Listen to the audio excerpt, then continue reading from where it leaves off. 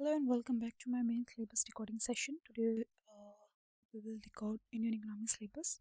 In earlier days, I have recorded Indian society syllabus. Hope you liked it. अगर हम बात करें Indian economy के syllabus की तो there are simply mentioned 11 points, okay, and 4 to 5 sub points or these headings. If you look at the economic planning in India, there are 3 sub points. We need to know the objective achievements and okay, 2 sub points there. We need to know the objective and achievements, okay. That's how we will cover this syllabus. And after this session, I hope you will make your own notes or refer mine. It will make your work bit easier because I know most of the experience face problem while covering the main syllabus. They think after covering the NCRTs or standard books, we will have the content. We will have content to cover the main syllabus. Now, you will not found content in books. You will have to make your own content, either from Google, from some coaching institute or references. Okay, okay. Some monthly magazines from newspapers. सबका अपना तरीका है syllabus को cover करने का, but मेरा क्या तरीका है मैं वो बता रही हूँ आपको. व्हाट आई डू, मैं क्या करती हूँ, सिंपली सिलेबस का टॉपिक उठाया. फर्स्ट ऑफ ऑल मैंने एक सेपरेट नोटबुक्स बनाई है, GS1, GS2, GS3, GS4. Okay, what I made separate notesbook चारों की. Okay, same with the UP special I made two different notebooks. Okay, उसमें मैं क्या करती हूँ, मैं सिलेबस उठाती हूँ, देखती हूँ. हम GS3 की बात करते हैं अभी, economic planning India objectives and achievements. मैं गूगल करती हूँ इस टॉपिक को, डिफरेंट कोचिंग इंस्टीट्यूट्स की PDF खुल के आती है, मैं PDF पढ़ती हूँ, जो मुझे सूटेबल लगती है अपने अकॉर्डिंगली मैं उसके साथ उसके नोट्स बना लेती हूँ. तो मेरा टॉपिक डन. फिर ऐसे ऐसे करके मेरे सारे टॉपिक्स में कवर कर लेती हूँ उसके हिसाब से. फिर मैं क्या करती हूँ, फिर मैं इसी के साथ साथ मैं एक बार PYQs भी देख लेती हूँ. जैसे मैंने economic planning in India topic में पढ़ रही हूँ, मैं PYQ उठाती हूँ कि पिछले 6-7 साल में इस टॉपिक से कितने क्वेश्चन आए हैं और किस तरह से क्वेश्चन आए. उससे मुझे क्वेश्चन की डेप्थ पता चल जाती है कि मुझे कितनी डेप्थ में वो टॉपिक तैयार करना है. ठीक है ना, मुझे कितने डेप्थ में टॉपिक तैयार करना है मुझे वो पता चल जाता है PYQ से. ठीक है ना, वो मैं सभी टॉपिक्स पे अप्लाई करती हूँ, चाहे मैं नीति आयोग पढ़ रही हूँ, चाहे मैं कॉमन बजटिंग पढ़ रही हूँ, चाहे मैं क्रॉपिंग पैटर्न पढ़ रही हूँ, कुछ भी पढ़ रही हूँ, मैं सब पे यही फॉर्मूला अप्लाई करती हूँ. ऐसे करके मेरे नोट्स सारे कवर हो जाते हैं और मेरा पूरा सिलेबस के नोट्स मैं बना लेती हूँ. आफ्टर दैट मैं क्या करती हूँ, मैं PYQs उठाती हूँ, फिर उनको लिखती हूँ. ओके, सेम आपको करना है, आपको ऐसे नोट्स बनाने हैं, फिर आपको PYQs लिखने हैं. PYQs कवर करने के बाद फिर आपको प्रैक्टिस के लिए मॉडल क्वेश्चन उठाने हैं, उनको लिखना है, प्रैक्टिस करना है. जब एग्ज़ाम टाइम आएगा आपको एक अच्छी सी कोचिंग इंस्टीट्यूट्स की टेस्ट सीरीज ज्वाइन कर लीजिएगा. ओके, वहाँ से इवेल्यूएट करा लीजिएगा अपने आंसर्स को. That's it. ऐसे आपको 3-4 महीने में हो जाएगा मेन सिलेबस. अगर जिन्होंने नहीं किया है कुछ भी, if someone have not touched even a page of main syllabus, ये उनके लिए है. Although I also provided my notes as well. मैंने अपने खुद के नोट्स भी प्रोवाइड किए टेलीग्राम चैनल पे, जो मैंने खुद से बनाए हैं.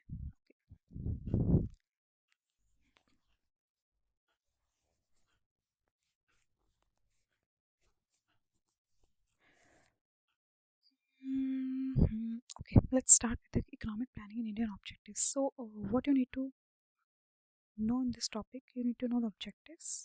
Sorry.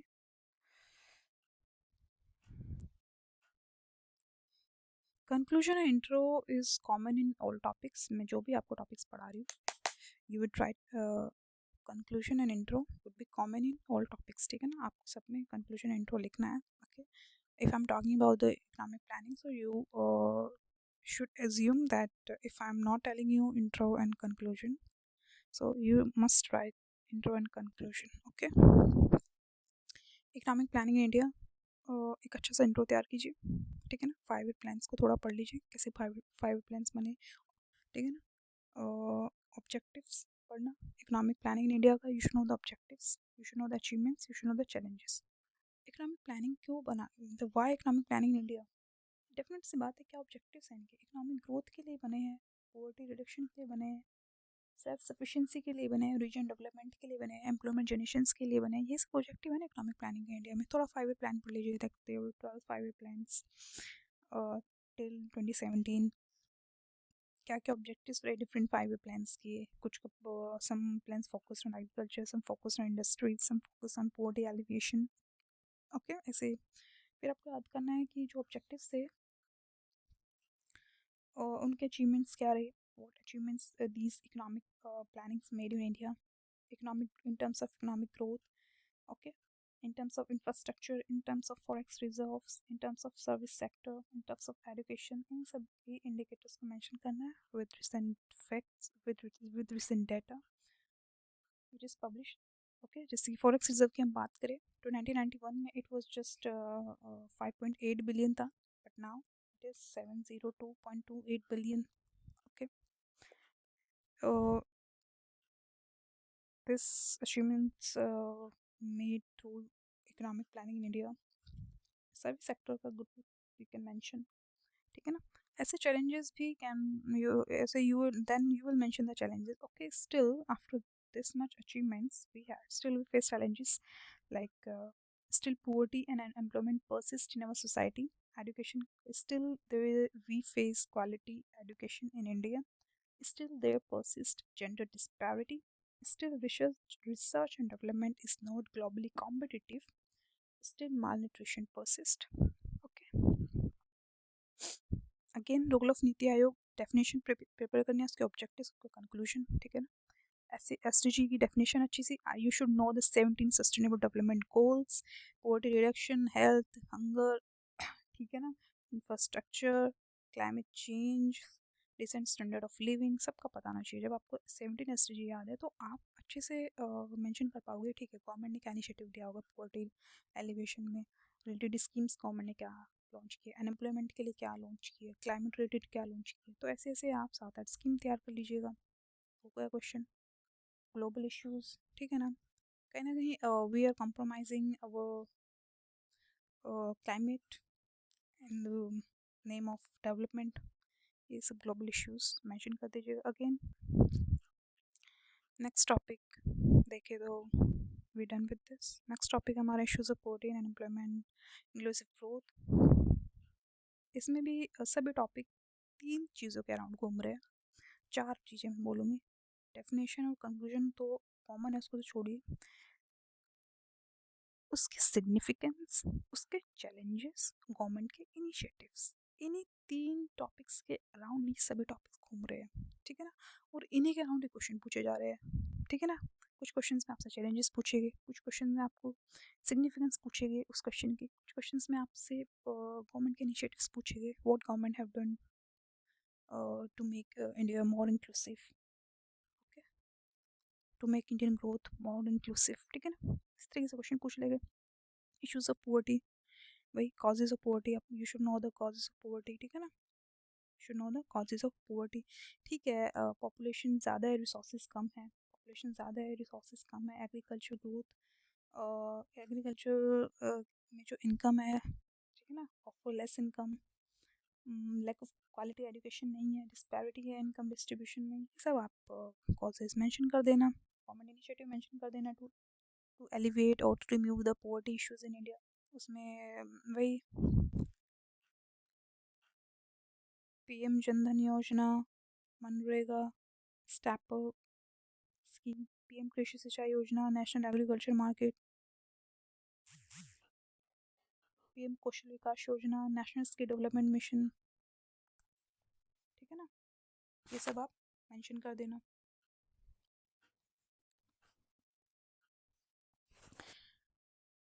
नेक्स्ट, अनएम्प्लॉयमेंट में भी सेम है, you should know the reasons, causes of unemployment India and the what government taken the initiative. Same with inclusive growth में अच्छी से डेफिनेशन याद कर लेना, इंक्लूसिव ग्रोथ क्या है, क्या क्या एलिमेंट्स है उसके, क्या क्या चैलेंजेस है to achieve inclusive growth in India, what governments taken the initiatives to achieve this. It's a sub part of inclusive growth, financial inclusion is a sub part of inclusive growth. Financial inclusion क्या है, ठीक है ना, financial inclusion क्या है, उसकी importance क्या है, उसके चैलेंजेस क्या है, उसके इनिशिएटिव्स क्या है, ये सब आपको पता होना चाहिए, ठीक है ना। Universal access to financial service वही फाइनेंशियल इंक्लूजन है। फिर आपको PYQs देखने हैं। देखिए ये रहे PYQs। STG पे क्वेश्चन है, नीति आयोग पे क्वेश्चन है, ये रहा। पोवर्टी पे क्वेश्चन है, poverty elevation program in India, government की इनिशिएटिव पूछे, strategy of inclusive growth, how does the strategy of inclusive growth intend to meet objectives of, significance लिख के आ जाना है, ठीक है ना। SDGs, various types of unemployment, ठीक है। वी ऑल नो कि हमने जब हम we were preparing for the prelims हमको पता है कि अनएम्प्लॉयमेंट के टाइप्स क्या है, different types of frictional, structural, seasonal, ये सब डिफरेंट टाइप्स ऑफ अनएम्प्लॉयमेंट है इंडिया में, ठीक है ना, universally not India. what steps government taken to elevate the unemployment in India, ठीक है ना, what steps government taken to elevate the unemployment in India, okay। ये गवर्नमेंट ने एम्प्लॉयमेंट रिलेटेड वेरियस स्कीम्स चलाई होगी, स्टार्टअप इंडिया चलाया होगा, वो भी कहीं ना कहीं एम्प्लॉयमेंट को रिमूव करने के लिए, ठीक है ना, एम्प्लॉयमेंट रिमूव करने के लिए पीएम एम्प्लॉयमेंट जनरेशन प्रोग्राम्स चलाए होंगे, ठीक है ना। और राष्ट्रीय महिला कोष ये सब to majorly focus on women, ठीक है ना। फाइनेंशियल इंक्लूजन क्वेश्चन आया देखो सीधा सीधा, अगर किसी टॉपिक को पढ़ना कि उसको अच्छे से उसको बताया जा रहा है कि financial inclusion critical part of development process of to achieve the social justice, यहाँ पे सीधा सीधा इसकी इंपॉर्टेंस पूछ रहे हैं, what is the importance of financial inclusion, ठीक है ना। सेंटेंस का मतलब सीधा सीधा ये है इसका, inclusive growth has now become central point two the, again इस टॉपिक की अहमियत पूछी जा रही है, अहमियत पूछे, अगर किसी आपकी अहमियत पूछेगी तो आप अपने अंदर के गुण गिनाओगे ना कि मेरे अंदर ये गुण है। सेम अगर किसी टॉपिक की अहमियत पूछी जा रही है कि उसके अंदर क्या गुण गिनाओगे, गुण मतलब उसकी इंपॉर्टेंस, आप इंपॉर्टेंस याद दिलाओगे, ठीक है। ये इंपॉर्टेंस है इंक्लूसिव ग्रोथ की, ये इंपॉर्टेंस है फाइनेंशियल इंक्लूजन की, okay. Same with NITI Aayog important objectives, inclusive growth की तो 2020 कब आया, 2023 में आया, सीधा इश्यूज एंड चैलेंजेस से पूछ ली। अगेन सस्टेनेबल डेवलपमेंट गोल्स 2024 में क्या आया, इंक्लूसिव ग्रोथ, बहुत इंपॉर्टेंट टॉपिक इंक्लूसिव ग्रोथ, हर साल क्वेश्चन आता है। तो वो हो गया, इंक्लूसिव ग्रोथ हो गया, ये तो बहुत ही ज़्यादा इंपॉर्टेंट टॉपिक्स हैं। चलिए बात करें components of government budget and financial system. इस टॉपिक पे आपको क्या करना है, आपको components of government budgeting prepare करना है, आपको impact of those budgeting components तैयार करना है, आपको ऑब्जेक्टिव ऑफ गवर्नमेंट बजटिंग तैयार करना है, बजट प्रोसेस तैयार करना है, टाइप्स ऑफ बजटिंग तैयार करना है, ये आपको इस टॉपिक के तैयार करने हैं। We are done with the components of budget and financial system. Now we will move to the major cropping patterns, different types of irrigation system, storage, transport and marketing of agriculture produce, e-technology in the aid of farmers, okay। Major crops and cropping pattern में आपको पता होना चाहिए कि if you see in Deccan region we see the cotton production, Deccan में ही क्यों, because that's soil suitable for the cotton, ऐसा तो नहीं हिमालयाज में जाके कॉटन होगी, नहीं, क्योंकि वहाँ पे ब्लैक सॉइल नहीं है ना, ब्लैक सॉइल तो डक्कन रीजन में है ना। तो जोग्राफिकल फैक्टर डिटरमाइन करते हैं मेजर क्रॉपिंग पैटर्न क्या है इंडिया में, जोग्राफिकल फैक्टर्स डिटरमाइन करते हैं, इकोनॉमिक फैक्टर भी डिटरमाइन करते हैं, जाहिर सी बात है, ठीक है ना। गवर्नमेंट पॉलिसीज भी डिटरमाइन करती है कि किस which crop getting more MSPs, जैसे वीट और राइस का प्रोडक्शन हमारे यहाँ पे काफ़ी होता है। रीज़न उसका ये भी है कि उसकी MSP सबसे ज़्यादा मतलब काफ़ी है, सबसे ज़्यादा नहीं कहूँगी, काफ़ी है as compare to other major crops, food crops I would say. Issues and solutions लिखने हैं, सेम वही है। Different types of irrigation system लिखने हैं। देखो इरिगेशन के डिफरेंट टाइप्स क्या है, माइक्रो इरिगेशन के थ्रू, माइक्रो इरिगेशन क्या है, स्प्रिंकलर और ड्रिप इरिगेशन, कहने का मतलब है मतलब पानी का कम वेस्टेज हो रहा है, पानी का कम वेस्टेज हो रहा है, स्प्रिंकलर ऐसे, दिस इज अ लैंड ऐसे,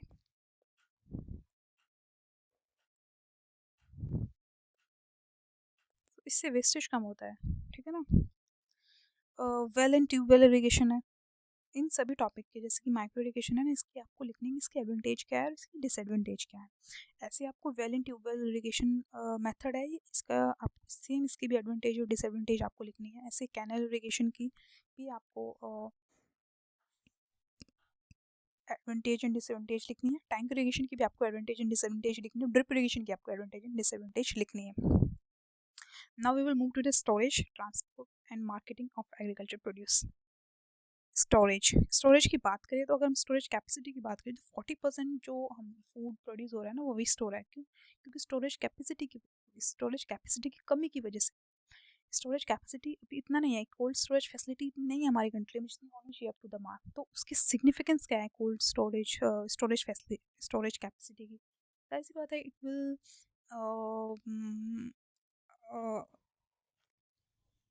फूड वेस्टेज कम होगा, ठीक है ना। सबसे पहले फूड वेस्टेज कम होगा, ठीक है ना।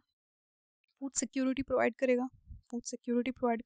ये सब सिग्निफिकेंस लिखने हैं। चैलेंजेस क्या लिखने हैं? स्टिल इंफ्रास्ट्रक्चर रिलेटेड इश्यूज है, यही सब चैलेंजेस है ना डिफरेंट हमारी स्टोरेज कैपेसिटी की। यही सब चैलेंजेस है ना हमारे, ठीक है ना।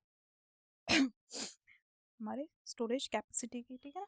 ओके, इनएडुकेट स्टोरेज इंफ्रास्ट्रक्चर है, रीजनल पुअर मेंटेनेंस है, प्राइवेट सेक्टर का इन्वॉल्वमेंट कम है, ठीक है ना। अभी यहाँ पे भी गवर्नमेंट इनिशिएटिव्स मेंशन करना है। गवर्नमेंट ने क्या इनिशिएटिव लिया है to elevate the storage capacity in India and then way forward storage. यहाँ पे उस वाले स्टोरेज की बात हो रही है, स्टोरेज कैपेसिटी, ठीक है ना। जो हम एग्रीकल्चर स्टोरेज की बात हो रही है यहाँ पे, स्टोरेज का मतलब है agriculture storage. Okay, agriculture storage, warehouses, इन सब की बात हो रही है। Transport and marketing agriculture produce में अगर हम देखें, ठीक है ना। चलो स्टोर तो हो गया, उसके बाद क्या करेंगे? उसके बाद ट्रांसपोर्ट मार्केटिंग से उसी प्रोडक्ट की, तो उसकी इंपॉर्टेंस आपको पता नहीं चाहिए। You should know the importance of transport and marketing of agriculture produce. Okay, transport and marketing of agriculture produce, वही है कि इट विल मैक्सिमाइज, अगर हम वो बेटर है तो it will help farmers to maximise revenue, ठीक है ना। अगर एफिशिएंट ट्रांसपोर्टेशन इंफ्रास्ट्रक्चर है, ठीक है ना, high quality goods will reach to the customers, ठीक है ना। It will lessen the government it will lessen the government efforts कहीं ना कहीं, ठीक है ना। अगर इंफ्रास्ट्रक्चर बेटर है, क्या कॉन्स्टेंट्स मतलब बोले तो चैलेंजेस क्या है? वही लैक ऑफ इंफ्रास्ट्रक्चर की कमी है। गवर्नमेंट ने क्या इनिशिएटिव्स लिए हैं? ऐसे पाँच छः पॉइंट हर टॉपिक की तैयार कर लीजिए अच्छे से, ठीक है ना, विद एग्जाम्पल्स। अब हम आते हैं e technology in the aid farmer. E technology कैसे फार्मर्स की हेल्प करती है? हाउ इट हेल्प्स प्रोडक्शन में हेल्प करेगी। It will help in the production. कैसे? It will help in the production. वो कैसे? प्रोडक्शन में कैसे हेल्प करेगी? वेदरिंग कह सकते हो आप, वेदर रिलेटेड इंफॉर्मेशन होगी, ठीक है। कौन सी क्रॉप को कब राइप करना है, कैसे करना है, अभी रेनफॉल की क्या न्यूज़ है, जो भी इस तरीके से, ठीक है ना। Weather related forecasting we will already have. Climate smart agriculture जिसको हम बोलेंगे, डिजीज़ मॉनिटरिंग होगी, ठीक है ना। ये टेक्नोलॉजी होगी तो डिजीज़ मॉनिटरिंग होगी, फसलें ख़राब हो जाती है वो नहीं होगी, ठीक है ना। एग्रीकल्चर प्रोड्यूस में कैसे बात करें, अगर हम ये टेक्नोलॉजी कैसे हेल्प करेगी? कहीं ना कहीं रियल टाइम मार्केट इन्फॉर्मेशन होगी फार्मर्स के पास, और कस्टमर्स डायरेक्टली कनेक्ट कर पाएंगे फार्मर्स से। ऐसे कुछ एप्स वगैरह लॉन्च होगी, वो app will be the direct connection between the farmers and customers. It will help to increase the income of farmers. इस तरीके से ये technology will aid the farmers, ठीक है ना। ऐसे गवर्नमेंट ने एफर्ट्स लिए होंगे सबको, और government definitely taken the efforts. तो एफर्ट्स क्या क्या है गवर्नमेंट के? National e governance plan in agriculture है, ठीक है ना। नेशनल एग्रीकल्चर मार्केट है, ई नाम, ठीक है ना। पीएम किसान स्कीम है। ये सब स्कीम्स जो है गवर्नमेंट ने लॉन्च की है। गवर्नमेंट एफर्ट्स याद करना है आपको। We are done with this topic, as well. Now we'll move to the issue related to direct and indirect farm subsidies. We will minimum support price, public distribution system, objective functioning, limitation, revamping. देखिए मैं आपको topic नहीं पढ़ा रही हूँ, बस आपको थोड़ा ब्रीफ इंट्रोडक्शन दे रही हूँ कि आपको कैसे अपना सिलेबस तैयार करना है, ठीक है ना। मैं सोच रही हूँ कि हाँ मैं ऐसा कुछ क्लास वगैरह लॉन्च करूँ जिसमें मैं अच्छे से मेन सिलेबस कवर कराऊँ, बिकॉज इट्स टाइम कंज्यूमिंग।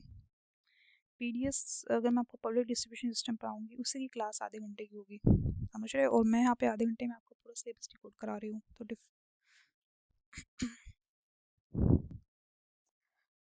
चलिए, issue related to direct and direct farm subsidies. तो आपको क्या करना है, आपको डायरेक्ट फार्म सब्सिडीज़ के बेनिफिट्स पता होने चाहिए। इश्यूज़ क्या है डायरेक्ट फार्म सब्सिडीज़ में, आपको ऐसे इनडायरेक्ट फार्म सब्सिडीज़ के बेनिफिट्स पता होने चाहिए।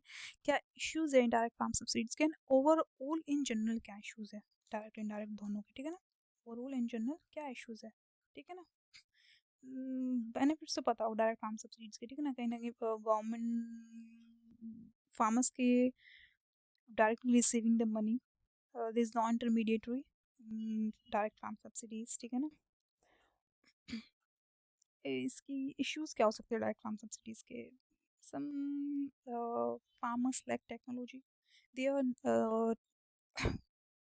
दे don't have ATMs, banking service accessibility, ठीक है ना, because there is lack of financial inclusion still persist in our country. Okay, ये सब प्रॉब्लम्स हो सकती है, ठीक है ना। ऐसे ही आपको मिनिमम सपोर्ट प्राइस एमएसपी को तैयार करना है, ठीक है ना। क्या क्या प्रॉब्लम्स हैं स्टिल एमएसपी में, ठीक है ना, what problem still persist in MSP, ऐसे आपको सजेशंस दे देने हैं, ठीक है ना। ऐसे आपको सजेशंस दे देना है कंसर्न्स क्या एमएसपी में।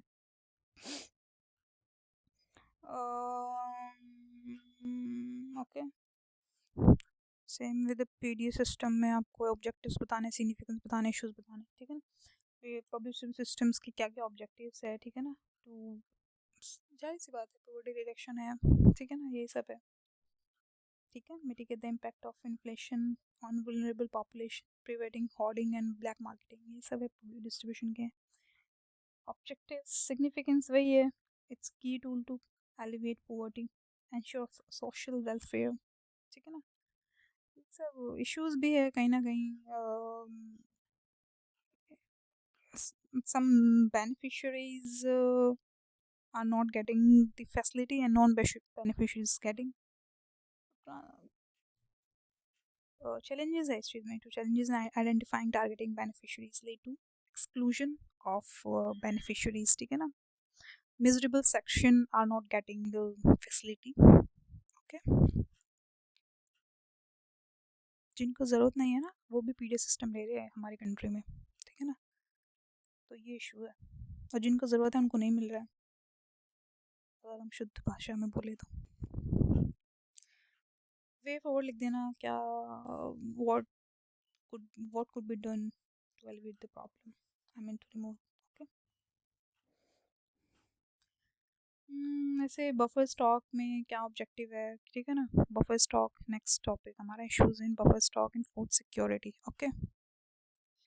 इसमें आपको ऑब्जेक्टिव पता होना चाहिए, बफर स्टॉक किस लिए होता है, इम्पैक्ट क्या होता है फूड सिक्योरिटी के, स्टिल क्या चैलेंजेस है स्टोरेज ऑफ फूड स्टॉक में, ठीक है ना। ये सब टॉपिक आपको इससे रिलेटेड याद करना है। तो फूड बफर स्टॉक से आप थोड़ा समझ रहे होगे क्या हो रहा है ना, बफर स्टॉक आप समझ रहे होगे, okay. It's objective to ensure food security, ठीक है ना, to ensure food security, price stabilisation, okay. Next अगर हम देखें, इश्यूज भी लिख देना है आप, lack of coordination, storage challenges है, ठीक है ना, पुअर क्वालिटी एंड वेस्टेज, ये सब लिख देना, वेस्टेज।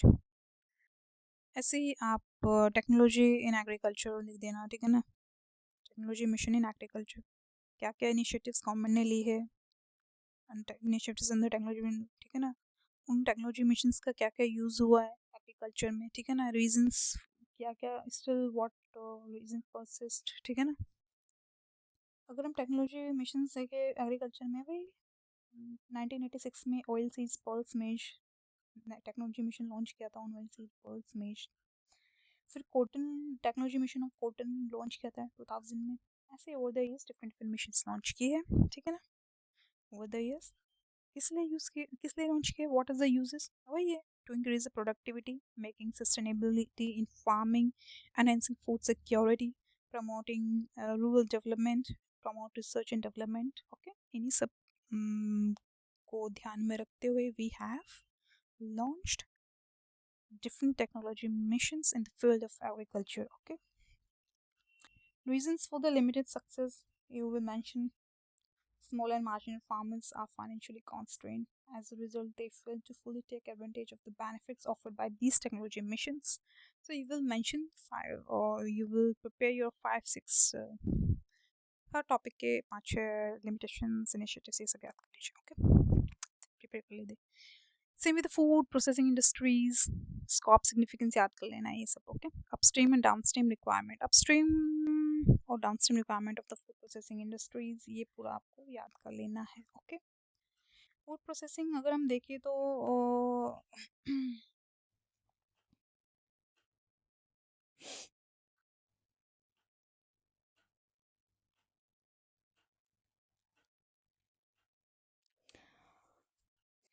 चलिए फूड प्रोसेसिंग इंडस्ट्रीज का एक्सप्लेन करूँगा. चलो कर देती हूँ थोड़ा सा. देखिए, India is land famous for the food production के लिए हमारे इंडिया फेमस है. ठीक है ना. उसमें जो 50% जो इंडियन पॉपुलेशन है ना, वो एग्रीकल्चर रिलेटेड एक्टिविटीज़ में काम करती है. ठीक है ना. अगर हमारे यहाँ पे गुड फूड प्रोसेसिंग इंडस्ट्रीज होगी तो जैसे raw materials like grains, meat, वो easily converted into food for domestic and foreign consumptions. ठीक है ना. फूड प्रोसेसिंग इंडस्ट्री अच्छी होगी तो they will be converted into food for domestic and foreign consumptions. ठीक है ना. तो वो ये it will help to elevate the income, it will help to elevate or to increase the income of the farmers. Okay, it will make it will lead to a better productivity and GDP growth. तो food processing industries का होना ज़रूरी है. ठीक है ना, बहुत ज़रूरी है. और इनका एक ट्रांसपेरेंसी के साथ काम करना बहुत ज़रूरी है. ठीक है ना. ये because it will prevent food wastage, will ensure food security. ठीक है ना. Food processing industries, upstream and downstream requirement की अगर हम बात करें फूड प्रोसेसिंग इंडस्ट्रीज में, अपस्ट्रीम एंड डाउनस्ट्रीम. ठीक है ना. Upstream related to raw material, upstream storage. ठीक है ना. Downstream related to the finish goods. ठीक है ना. ठीक है ना. कहीं ना कहीं जो शुरुआत लेवल पे जो काम हो रहा है फूड प्रोसेसिंग इंडस्ट्रीज में, उसको अपस्ट्रीम स्टेज बोलेंगे. जो फिनिश गुड्स के बाद में जो काम हो रहा है उसको हम डाउनस्ट्रीम स्टेज बोलेंगे. ठीक है ना. उसके बारे में थोड़ा पढ़ लेना. सप्लाई चेन मैनेजमेंट टॉपिक है, उसको तैयार कर लेना. Okay, supply chain management simply उसके obstacles in the growth of food. It's फिर आपको लैंड रिफॉर्म्स इन इंडिया, उसके ऑब्जेक्टिव्स, आउटकम्स, ड्रॉबैक्स. ठीक है ना. Okay,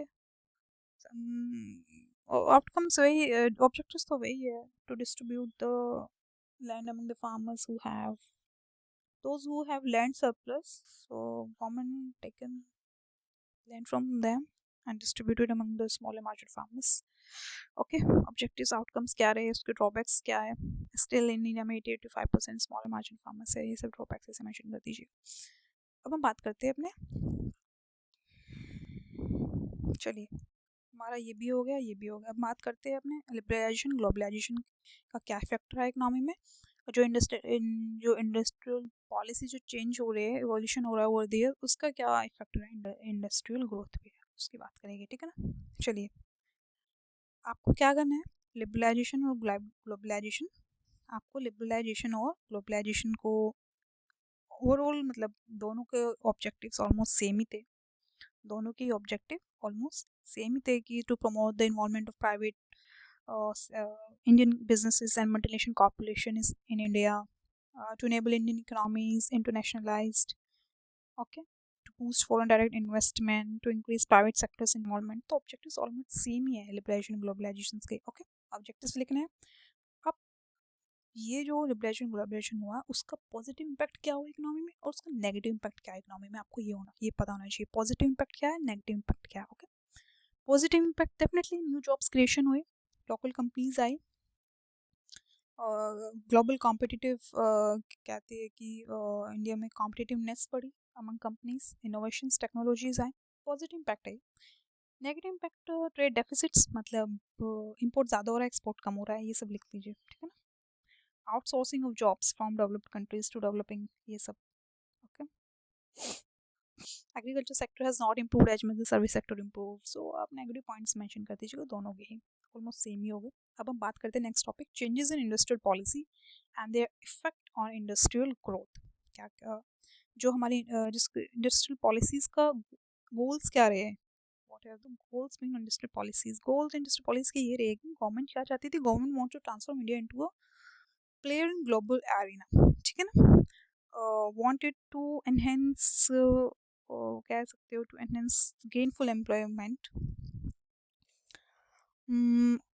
attain the international competitiveness. तो यही सब गोल्स रहे इंटरनेशनल इंडस्ट्रियल पॉलिसीज़ के इंडिया में। जैसे कि अगर इवोल्यूशन देखें तो it started from 1956 industrial policy resolution, then 1977, then 1980, and then it came into form again in the 1991 in the name of New Industrial Policy 1991. Okay, features लिखने हैं आपको न्यू इंडस्ट्रियल पॉलिसीज़ के 1991 के, उस इंडस्ट्रियल पॉलिसी के, new industrial policies के क्या outcome रहे, फिर आपको इंडस्ट्रियल लिमिटेशंस लिखने हैं, फिर वे फॉरवर्ड लिखना है, दैट्स इट। इससे बाहर इस टॉपिक में कुछ आएगा ही नहीं। ये जितने भी मैं आपको पॉइंट्स बता रही हूँ ना, ये ऐसे ही नहीं बता रही हूँ, मैं आपको बता रही हूँ, आपने ये सब पॉइंट्स तैयार कर लेना किसी टॉपिक के। उससे बाहर कुछ नहीं पूछेगा एग्जामिनर, इनसे बाहर एग्जामिनर कुछ नहीं पूछेगा, ठीक है ना। ऐसे ही डिकोड नहीं किया मैंने सिलेबस, समझे। कोई शक तो पीवाईक्यूज देख लीजिएगा। ओके, टॉपिक्स तैयार करके या फिर मेरे टॉपिक्स, मेरे जो मैंने आपको नोट्स प्रोवाइड किए हैं उनको रीड करने के बाद आप सिलेबस पीवाईक्यूज रेफर कर लीजिएगा। चलिए अब हम बात करते हैं नेक्स्ट टॉपिक, इंफ्रास्ट्रक्चर की बात करते हैं। इंफ्रास्ट्रक्चर, इसमें energy, ports, roads, airports, railway, इसमें से अभी तक एक ही क्वेश्चन आया है पिछले 5-6 सालों में एनर्जी रिलेटेड, और वो भी सोलर एनर्जी पे क्वेश्चन आया था। किस पे आया था, सोलर एनर्जी पे। ओके, बट फिर भी सिलेबस का पार्ट है तो हमें याद करना ही पड़ेगा। वी नेवर नो कि अगली बार नहीं आया तो कोई बात नहीं, एग्जामिनर का माइंडसेट है, वो रेलवेज पे पूछ ले, रोड्स पे पूछ ले, ठीक है। फिर हम बात करेंगे एग्रीकल्चर की क्या इशू है, हॉर्टिकल्चर क्या, एनिमल हस्बेंड्री की क्या, फॉरेस्ट्री के बारे में हम बात करेंगे, एनवायरमेंट में कहाँ पे बात करेंगे, एनवायरमेंट में। ओके, चलिए आपको क्या करना है इंफ्रास्ट्रक्चर में, जैसे energy infrastructure, port, road, airport, railway, आपको क्या करना है हर टॉपिक की, मैं हर टॉपिक की बात कर रही हूँ, हर टॉपिक की इंपॉर्टेंस लिखनी है। एनर्जी इंफ्रास्ट्रक्चर की क्या इंपॉर्टेंस है, उसके क्या चैलेंजेस है अभी भी, और गवर्नमेंट ने क्या इनिशिएटिव्स लिए हैं, दैट्स इट। हर टॉपिक के 3-3 सब पार्ट्स बना लो, ठीक है ना, ठीक है ना। Intro and conclusion common in all topics, I will not right it, ठीक है ना। जब आपको पता होगी इसकी इम्पोर्टेंस बोले तो क्या अचीवमेंट्स बीन मेड अभी तक ओवर द डिकेड्स और सिंस इंडिपेंडेंस, ठीक है ना। फिर चैलेंजेस लिखोगे, still challenges persist, that blah blah, okay. फिर आप लिखो गवर्नमेंट इनिशिएटिव्स, ये सब बचा ही क्या टॉपिक में, कुछ नहीं। नेक्स्ट टॉपिक है issues in agriculture, next and last, agriculture, horticulture, animal husbandry. उसमें भी आपको चैलेंजेस, इसमें मैं बोल रही हूँ ना, इनसे बाहर नहीं आ रहा है भाई, नहीं आ रहा है। पी वाई क्यूज उठा के देख लीजिए, इनसे बाहर नहीं पूछ रहे। चैलेंजेस, सिग्निफिकेंस, ठीक है ना, पॉलिसीज, इनसे बाहर नहीं आ रहा है कुछ भी। एग्रीकल्चर में क्या चैलेंजेस है अभी भी, ठीक है ना। सिग्निफिकेंस में वही लिखोगे कितना क्या इंपोर्टेंस है एग्रीकल्चर सेक्टर की इंडिया में, ठीक है ना, ये सब लिख दोगे। हॉर्टिकल्चर की क्या सिग्निफिकेंस है इंडियन एग्रीकल्चर सेक्टर में, इंडियन इकोनॉमी में, ठीक है ना। चैलेंजेस लिख दोगे उनके, गवर्नमेंट ने क्या इनिशिएटिव्स लिए। सेम विद एनिमल हस्बेंड्री, क्या चैलेंजेस है, गवर्नमेंट ने क्या इनिशिएटिव्स लिए, दैट्स इट। इतना ही, ऐसे आपको सारे टॉपिक तैयार करने हैं। And we are done with the GS3 Indian economy and agriculture syllabus, okay.